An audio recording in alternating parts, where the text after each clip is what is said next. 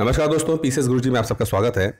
दोस्तों, lower PCS के लिए जो लेक्चर सीरीज चल रही है उसमें आज हम पॉलिटी का राज्य मंत्री परिषद यानी स्टेट काउंसिल ऑफ मिनिस्टर्स का टॉपिक लेकर आए हैं। इससे पहले कई सारे लेक्चर्स, लगभग 12 लेक्चर्स बन चुके हैं। 13वां लेक्चर्स हैं। उम्मीद करता हूँ आपने देख लिया होगा। नहीं देखा है तो आप देख सकते होंगे प्ले लिस्ट में जाके। स्टार्ट करने से पहले दोस्तों छोटी सी इन्फॉर्मेशन देना चाहूँगा कि लोअर पीसीएस के लिए हमारा जो टेस्ट सीरीज चल रही है इसमें 100 से ज़्यादा टेस्ट आपको मिलेंगे। इसमें वीडियो लेक्चर्स मिल रहे हैं, पीडीएफ फाइल मिल रही है, आपको ऑनलाइन टेस्ट मिलेंगे पूरे, साथ में करंट अफेयर्स मिलेगी। तो पूरा कोर्स आपको कंप्लीट कराया जाएगा लोअर पीसीएस के लिए। मात्र फीस है 500 रुपीज़। तो आप उसको पे करके आप उसको कोर्स ले सकते हैं। अपर पीसीएस का भी बैच चल रहा है जिसमें आपका प्री और मेंस दोनों कराया जा रहा है। इसमें आपको वीडियो लेक्चर्स, पीडीएफ फाइल और ऑनलाइन टेस्ट चल रहा है। इसमें खासियत यह है कि इसमें पहले मेंस पढ़ाया जा रहा है और दूसरा इसमें लोअर पीसीएस का जितना भी सिलेबस होगा वो सब फ्री ऑफ कॉस्ट आपको दिया जाएगा। इसकी जो फीस है वो मात्र 500 रुपीज़ पर मंथ की फीस है। ठीक है, तो आप अगर कोर्स करना चाहते हैं तो आप 8317040152 पे कॉल करके कोर्स की जानकारी ले सकते हैं। दोस्तों स्टार्ट करते हैं समय न बर्बाद करते हुए। राज्य मंत्री परिषद, इससे पहले हमने काफ़ी सेंटर में देख लिया। सेंटर में जो मंत्री परिषद होता है, काउंसिल ऑफ मिनिस्टर्स होते हैं, उसके बारे में पढ़ चुके हैं। अब आपको देखना है कि राज्य में यानी कि यूपी में अगर आप हैं तो यूपी में किस तरह का मंत्री परिषद होता है। ज़्यादा डिफरेंस नहीं है, मोर और लेस चीज़ें वही हैं, उसी पैटर्न में चलती हैं। जो चीज़ें याद करनी है वो आपको थोड़ा सा आर्टिकल्स याद करने हैं और थोड़ा सा जो फ़र्क आता है वो बता दूंगा कहाँ फ़र्क है, लेकिन पैटर्न वही है। ठीक है, अनुच्छेद 164A(1) पे 164(1) पे कहता है कि मुख्यमंत्री की नियुक्ति राज्यपाल करेगा। जिस तरह से प्रधानमंत्री की नियुक्ति प्रेसिडेंट करता है उसी तरह से मुख्यमंत्री की नियुक्ति राज्यपाल करेगा और अन्य मंत्रियों की नियुक्ति राज्यपाल मुख्यमंत्री की सलाह पे करेगा।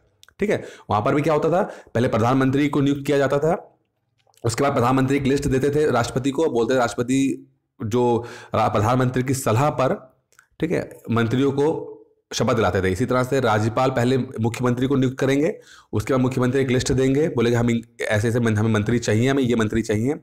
तो जो राज्यपाल है फिर उन मंत्रियों को, उन लोगों को मंत्री पद की शपथ दिलाएंगे।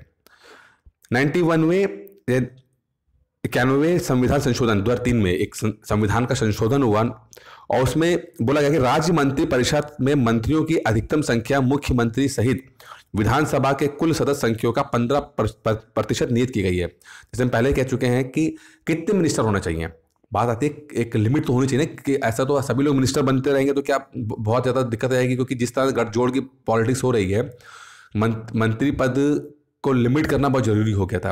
अब कितने मंत्री पद होने चाहिए, कितने लोग होने चाहिए, तो जो स्टेट में बोला गया है कि विधानसभा की जितनी स्ट्रेंथ है, मान लीजिए कि विधानसभा एक किसी राज्य में आपके 100 आपके सीट्स हैं विधानसभा की, तो आप कितने मंत्री बना पाओगे, मुख्यमंत्री मिला के 15 लोग, वो 15% से ज़्यादा आप नहीं बना सकते, इंक्लूडिंग चीफ मिनिस्टर। वही सेंटर की अगर बात करते हैं तो वहाँ पर भी जो काउंसिल ऑफ मिनिस्टर बनते हैं तो वो लोकसभा की इतनी सीट होती हैं, लोकसभा के 15% के बराबर आपको मंत्री बन सकते हैं। सारे मंत्री, छोटे बड़े सब मिला के मंत्री, जो जिसको मंत्री परिषद, इंडिपेंडेंट मिनिस्टर, कैबिनेट मिनिस्टर, सारे मिनिस्टर मिला के आपको 15% से ज़्यादा नहीं हो सकते हैं लोकसभा की जितनी टोटल स्ट्रेंथ है। उसी तरह विधानसभा की जितनी टोटल स्ट्रेंथ होगी उसका मात्र 15%। ठीक है, विधानसभा में कम सदस्य संख्या वाले छोटे राज्यों के लिए कम से कम 12 मंत्रियों का प्रावधान इस संविधान संशोधन में किया गया है। अब कुछ ऐसे भी राज्य हैं जो छोटे राज्य हैं, सिक्किम हो गया, गोवा हो गया। अब प्रॉब्लम क्या है कि अब अगर बोलते हैं कि मात्र 15% होना चाहिए तो अब 40%, मतलब 40 सीटें हैं वहाँ पे सिक्किम में, गोवा में 40 हैं, अब उसका 15% कितना कम हो जाता है। ठीक है, तो ऐसे तो काम ही नहीं हो पाएगा, 3-4 मिनिस्टर, 4-5 मिनिस्टर बन पाएंगे तो काम ही नहीं चल पाएगा। तो ये बोला गया है कि छोटे जो राज्य हैं उनको एक एक्स्ट्रा एक एडवांटेज दिया गया है, क्योंकि वहाँ पर विधानसभा की सीट्स ज़्यादा नहीं होती हैं और राज्य का काम तो वही है, राज्य छोटा भी क्यों ना हो लेकिन काम तो होता ही है, आपको डिपार्टमेंट तो होते ही होते हैं, उतने डिपार्टमेंट होते हैं, तो काम भी चल जाए। और जो हमारा एक सिस्टम बना रहा है, तो ये बोला गया बड़े राज्यों के लिए तो सिस्टम बनाया गया है कि ऐसा है कि जो बड़े राज्य हैं वो अपने 15% से ज़्यादा नहीं कर पाएंगे, लेकिन जो छोटे राज्य हैं, सिक्किम है, गोवा है, ठीक है, वहाँ पर बोला गया है कि 12 मंत्री आप बना सकते हो। भले आपकी जो विधानसभा की सीट कम है लेकिन आप 12 मंत्रियों को बना सकते हो जिससे कि काम सुचारू ढंग से हो सके। मंत्रियों की योग्यता क्या होनी चाहिए? योग्यता देखिए, वे विधानमंडल के किसी सदन के सदस्य हों। विधानमंडल का मतलब क्या होता है? विधानमंडल का मतलब होता है विधानसभा या विधान परिषद। जिस तरह से अगर हम सेंटर की बात करते हैं, लोकसभा और राज्यसभा होता है संसद, ठीक है, उसी तरह से विधानमंडल का मतलब होता है विधानसभा, जहाँ पे एमएलए चुने जाते हैं, एमएलए, ठीक है ना, ये एमएलए का इलेक्शन होता है। और एक होता है विधान परिषद। विधान परिषद होता है, इसमें एमएलसी चुने जाते हैं, मेंबर ऑफ लेजिस्लेटिव काउंसिल, ठीक है। हर राज्य में नहीं है आपका लेजिस्लेटिव काउंसिल, ठीक है, मात्र 7 राज्यों में आपका काउंसिल है, हर राज्य में नहीं है, लेकिन विधानसभा हर राज्य में होती है। मुख्यमंत्री, मान लीजिए जहां पर आपका लेजिस्लेटिव काउंसिल है, ठीक है, विधान परिषद जिस राज्यों में है, तो अगर जैसे यूपी में विधान परिषद है, ठीक है, तो अगर कोई मंत्री बनता है, तो या तो वो विधानसभा का चुना हुआ हो मेंबर हो या विधान परिषद का चुनाव हो, किसी ना किसी एक सदन का वो तो मेंबर उसका होना चाहिए ही चाहिए।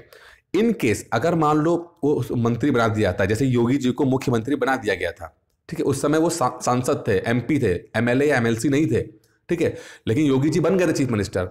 तो कोई भी बंदा मुख्यमंत्री या मंत्री बन सकता है, लेकिन विद इन 6 मंथ्स, 6 महीने के अंदर उसको किसी ना किसी सदन के उसमें आना पड़ेगा, या तो वो इलेक्शन जीत के एमएलए बन जाए या फिर बैकडोर से वो इनडायरेक्ट इलेक्शन के माध्यम से वो एमएलसी के पद धारण कर ले, ठीक है, लेकिन 6 महीने के अंदर उसको बनना पड़ेगा। अगर 6 महीने के अंदर वो नहीं बनता है किसी उसका मेंबर, तो उसको फिर उसकी जो पद है उसे हटा दिया जाएगा उसको, ठीक है।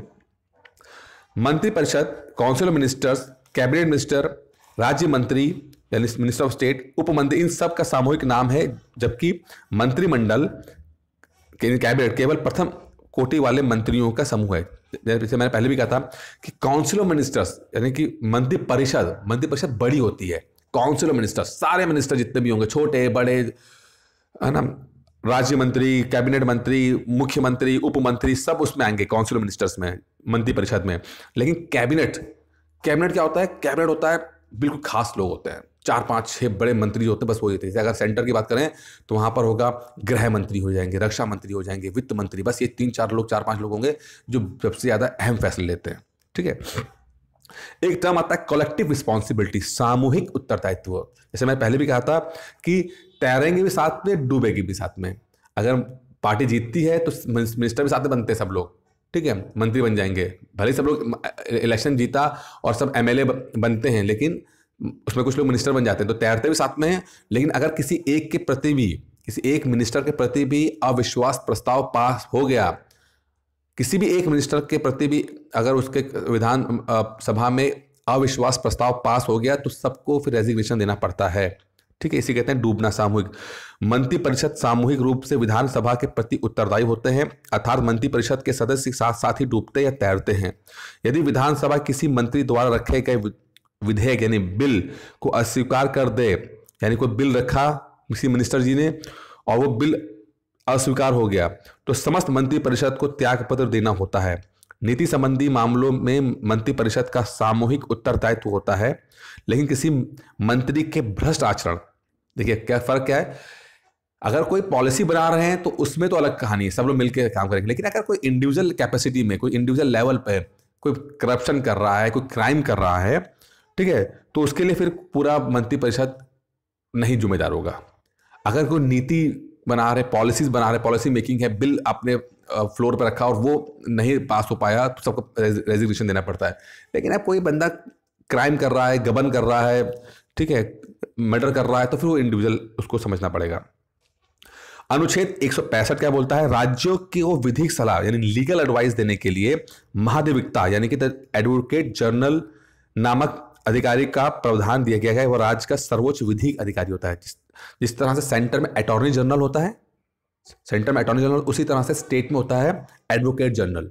ये राज्य का जो एडवोकेट जनरल होता है, राज्य का एक लीगल एडवाइजर होता है, सरकार को लीगल एडवाइस करता है, ठीक है। राज्यपाल ऐसे किसी व्यक्ति को जो उच्च न्यायालय का न्यायाधीश यानी हाई कोर्ट का जज बनने लायक योग्यता रखता हो, उसे एडवोकेट जनरल का पद दे सकता है। कौन अपॉइंट करता है? राज्यपाल, ठीक है। महाधिवक्ता राज्यपाल का प्लेजर अपना पद धारण कर सकता है, जब तक राज्यपाल चाहे अपना पद धारण कर सकता है, तथा ऐसे रिम्यूनरेशन होता है, पैसा सैलरी वगैरह प्राप्त करता है, जो राज्यपाल द्वारा अविधारित होती है। यानी कि राज्यपाल ही एडवोकेट जनरल को अपॉइंट करेगा अपनी पसंद तक का, जब तक कि चाहे कोई डेट फाइनल नहीं होती है, और जो सैलरी होगी, जो अलाउंसेस होंगे, वो राज्यपाल ही डिसाइड करेगा इसके अंदर, ठीक है। महाधिवक्ता को राज्य विधानमंडल की कार्रवाई में भाग लेने और बोलने का अधिकार है, किंतु मताधिकार का अधिकार नहीं है। उसे राज्य के किसी भी न्यायालय में सुनवाई का अधिकार है। जिस तरह से अटॉर्नी जनरल, सेंटर की बात कर रहे हैं, अटॉर्नी जनरल हमारे लोकसभा में जा सकता था, विधानसभा में जा सकता, लोकसभा में और राज्यसभा में जा सकता था, वहाँ जा सकता था, बोल सकता था, कार्रवाई का हिस्सा बन सकता था, लेकिन अगर वोटिंग होगी तो वोट नहीं कर सकता था। इसी तरह से एडवोकेट जनरल विधानमंडल में जाके बोल सकता है, बात कर सकता है, सुन सकता है सबको, लेकिन वोट नहीं डाल सकता है क्योंकि वो मेंबर नहीं है इसमें, ठीक है। विधान परिषद, लेजिस्लेटिव काउंसिल्स, जिस तरह से राज्यसभा सेंटर में होती है, उसी तरह से जो स्टेट में, कुछ स्टेट्स में विधान परिषद है, इसे हम लेजिस्लेटिव काउंसिल कहते हैं। पहला सवाल पूछा जाता है कि कितने लेजिस्लेटिव काउंसिल्स हैं, कितने राज्यों में लेजिस्लेटिव काउंसिल्स हैं? तो मात्र 7 राज्य ऐसे हैं जहां पर लेजिस्लेटिव काउंसिल्स हैं, यानी कि विधान परिषद है, जिसमें उत्तर प्रदेश है जिसकी 100 सीटें हैं, बिहार 75 हैं, महाराष्ट्र 78 है, आंध्र 86 है, कर्नाटक 63 है, तेलंगाना 40 है और जम्मू कश्मीर 38 है। तो ये पहले से 7 ये राज्य याद करना बहुत जरूरी है, क्योंकि कई बार सवाल पूछा भी जाता है कौन कौन से होते हैं। किस पूछ लेंगे कि 5-6 राज्यों का नाम दे दिया, बोलेंगे किसमें लेजिस्लेटिव काउंसिल नहीं है, ठीक है। तो कौन कौन से हैं? उत्तर प्रदेश, बिहार, महाराष्ट्र, आंध्र प्रदेश, कर्नाटक, तेलंगाना, जम्मू कश्मीर, 7 जगह पर है, बाकी जगह पे नहीं है। 2018 की लेटेस्ट खबर यह है कि उड़ीसा ने भी विधान परिषद के लिए एक बिल पास कर लिया है। देखिए इस प्रोसेस क्या होता है कि जो मान लीजिए कोई राज्य है, वो चाहता है कि उसके अंदर विधान परिषद आना चाहिए। जैसे उड़ीसा है, उड़ीसा ने एक बिल जो था स्पेशल मेजोरिटी के साथ पास कर लिया। स्पेशल मेजोरिटी का मतलब होता है कि 2/3 मेंबर प्रेजेंट हो आपके, और 2/3 से वो मेजोरिटी पास करे, बिल पास करे, ठीक है। मेजोरिटी वाले लोग प्रेजेंट हो जितने की कैपेसिटी है, और 2/3 वोटिंग से वो बिल पास होना चाहिए। वो बिल जब पास हो जाता है राज्य में, उसके बाद जाता है वो सेंटर में। सेंटर में मतलब कि पार्लियामेंट में दोनों राज्यों में, विधानसभा आपका लोकसभा और राज्यसभा दोनों जगह पे बिल पास होना चाहिए। उसके बाद वो राष्ट्रपति द्वारा साइन करना चाहिए, तब जाके उड़ीसा में या किसी राज्य में विधान परिषद बन सकती है, ठीक है। अभी उड़ीसा ने क्या किया है, बिल पास करा के सेंटर में भेज दिया है, वहां अभी कुछ आगे कार्रवाई स्टार्ट नहीं हुई है, ठीक है। तो अभी वो बना नहीं है, उसने कार्रवाई स्टार्ट कर दी है। तो अभी कुल 7 ही हैं, उड़ीसा भी इंक्लूड नहीं है, ठीक है। संसद साधारण कानून बनाने की प्रक्रिया से ही, साधारण कानून मतलब है कि सिंपल मेजोरिटी के साथ बिल पास कर दे, बनाने की प्रक्रिया से ही उक्त आशय का कानून बनाकर विधान परिषद की स्थापना या उन्मूलन मतलब कि अगर कोई राज्य चाहे कि नहीं हमारा विधान परिषद का कोई मतलब नहीं है, इसको खत्म कर दीजिए, तो उन्मूलन भी कर सकता है। इस प्रकार का कानून बनाया जाना संविधान संशोधन नहीं समझा जाएगा, ठीक है। अगर मान लो किसी राज्य में विधान परिषद बनाई जा रही है या हटाई जा रही है, तो उसको कॉन्स्टिट्यूशनल अमेंडमेंट नहीं कहा जाता है, वो नहीं है वो, ठीक है। वो सिंपल बिल पास करना होता है। 2 ऐसे हमारे यूटी हैं, यूनियन टेरिटरी हैं, जिनके पास विधानसभा है। एक है दिल्ली, ठीक है, एक है पौंडीचेरी। सिर्फ 2 हैं, वैसे यूनियन टेरिटरी कई सारी हैं, जिसमें दादर नगर हवेली भी हो गया, ठीक है, तो चंडीगढ़ भी हो गया। तो ये सब में नहीं, सिर्फ दिल्ली चूंकि बहुत बड़ा है और पौंडीचेरी बहुत बड़ा है, तो इनमें विधानसभा बनाए, इससे बाकायदा इलेक्शंस होते हैं इसके अंदर, ठीक है। अनुच्छेद 170, प्रत्येक राज्य की विधानसभा उस राज्य में प्रादेशिक क्षेत्रों में प्रत्यक्ष निर्वाचन द्वारा चुने गए अधिक से अधिक 500 और कम से कम 60 सदस्यों से मिलकर बनेगी। अब विधानसभा में कितनी कैपेसिटी होनी चाहिए? तो बोला गया कि एक रेंज हो, ज्यादा से ज्यादा 500 एमएलए चुन के जाएं और कम से कम 60, एक रेंज रखी गई है पॉपुलेशन के हिसाब से, 60 to 500। यूपी में कितना है? 400 ज्यादा है, 403 है, 404 है, ठीक है। तो मैक्सिमम 500 से ज्यादा नहीं हो सकते हैं, और कम से कम 60 हो जाते हैं। लेकिन कुछ राज्य ऐसे हैं जहां पे 60 से ज्यादा कम एमएलएज हैं, छोटे राज्य हैं। कौन से? सिक्किम है 32 हैं, मिजोरम में 40 हैं, अरुणाचल में 40 हैं, गोवा में 40 हैं, पांडिचेरी में 30 हैं। तो यह ऐसे राज्य हैं जहां पर विधानसभा बहुत छोटी सी विधानसभा है, ठीक है, 60 से कम है। तो इनको एक्स्ट्रा दिया गया है कि आप 12 मंत्री रख सकते हो। वैसे तो मंत्री के बारे में बोला गया था कि जितना कैपेसिटी होगी विधानसभा की, उसके 15% से ज़्यादा मंत्री नहीं होने चाहिए। लेकिन चूंकि राज्य छोटे हैं, यहाँ पर तो 30-40 ही आपके एमएलए बन रहे हैं, तो उनको दिया गया कि काम करने के लिए 12 मंत्री बना सकते हैं इसके अंदर। जम्मू कश्मीर में एक खासियत यह है कि वहां पे 2 महिला सदस्यों को नॉमिनेट किया जाता है, 2 महिला सदस्यों को नॉमिनेट किया जाता है। ठीक है, हमारे बाकी स्टेट्स में महिलाओं को नॉमिनेशन नहीं है, एंग्लो इंडियन को है। सेंटर में आपका 2 एंग्लो इंडियंस आते हैं और स्टेट में 1 एंग्लो इंडियन आता है, लेकिन जम्मू कश्मीर में महिलाओं को 2 सीटें रिजर्व हैं। किसी को एमएलए बनना हो तो क्या करना पड़ेगा? पहला तो नागरिक हो भारत का, जरूरी नहीं कि यहां से पैदा ही हुआ हो, नागरिक होना चाहिए, सिटीजन होना चाहिए, और आयु 25 वर्ष से ज्यादा होनी चाहिए। ठीक है, ऐसे अन्य योग्यता रखा हो जो संसद द्वारा निर्मित किसी विधि द्वारा विहित की गई हो। कार्यकाल क्या होता है? विधानसभा का कार्यकाल, उसके प्रथम बैठक, जब पहली बैठक होती है विधानसभा, चुन आए कसम खाली सबने, पहली बैठक हुई, प्रथम बैठक की तिथि से 5 वर्ष का होता है। इस अवधि के पूर्व भी मुख्यमंत्री के परामर्श पर वह राज्यपाल द्वारा डिसॉल्व विघटित की जा सकती है, परंतु यदि आपातकाल की घोषणा प्रवर्तन में हो तो संसद विधि द्वारा विधानसभा कार्यकाल बढ़ा सकती है, जो एक बार में 1 वर्ष से अधिक नहीं होगी, तथा किसी भी अवस्था में आपातकाल की घोषणा समाप्त हो जाने के बाद 6 माह से अवधि से अधिक नहीं होगी। कहने का मतलब क्या है कि कितना कार्यकाल होना चाहिए एक विधानसभा का? तो देखिए, जब पहली मीटिंग होती है, आप चुन के आए, पहली मीटिंग हुई विधानसभा की, उस दिन से लेकर 5 साल आप कैलकुलेट कर लो, तो एक मैक्सिमम टर्म इतना होता है कि जिस दिन पहली मीटिंग होगी उससे आपका कोई सवाल पूछा जाता है कि मैक्सिमम टर्म कितनी होनी चाहिए। कुछ बोलेगा कि जब रिजल्ट आ जाएगा उस दिन से कैलकुलेट होगा, या जिस दिन कसम खा लेंगे वो लोग उस दिन से नहीं, जिस दिन पहली मीटिंग होती है, जिस दिन पहली मीटिंग होगी विधानसभा की, उस दिन से 5 साल का माना जाता है कार्यकाल। ठीक है, ये बहुत इंपॉर्टेंट है, कई बार सवाल पूछा भी जाता है। अच्छा, उसके बीच में डिसॉल्व हो सकती है बीच में, तो आपको पता ही है, लेकिन मान लीजिए इमरजेंसी में मतलब बढ़ाया जा रहा है, अगर इमरजेंसी के हालात में जो विधानसभा का जो पूरा कार्यवाही है, कार्यकाल है, उसको बढ़ाया जा सकता है एक साल करके। आप इमरजेंसी चल रही है तो आप इलेक्शन हो नहीं सकता है, तो एक साल करके इसे बढ़ा सकते हैं, लेकिन जैसे ही इमरजेंसी खत्म होगी उसके विदिन 6 मंथ्स आपको इलेक्शंस कराने होंगे आपको। ठीक है, पदाधिकारी 2 होते हैं, स्पीकर होता है, एक डिप्टी स्पीकर होता है। जो स्पीकर होता है, अध्यक्ष होता है, वो अपना त्यागपत्र डिप्टी स्पीकर को लिख के देगा, उपाध्यक्ष को लिख के देगा, उपाध्यक्ष जो होगा स्पीकर को लिख के दे देगा, जैसे हमारे सेंटर में होता है। इन दोनों को विधानसभा सदस्यों के साधारण बहुमत द्वारा पारित प्रस्ताव के आधार पर हटाया जा सकता है, किंतु इस प्रकार के प्रस्ताव की सूचना 14 दिन पूर्व अध्यक्ष और उपाध्यक्ष को देनी होती है। जैसे हमारे स्पीकर और लोकसभा होते हैं, उनको हटाने का क्या सिस्टम होता है?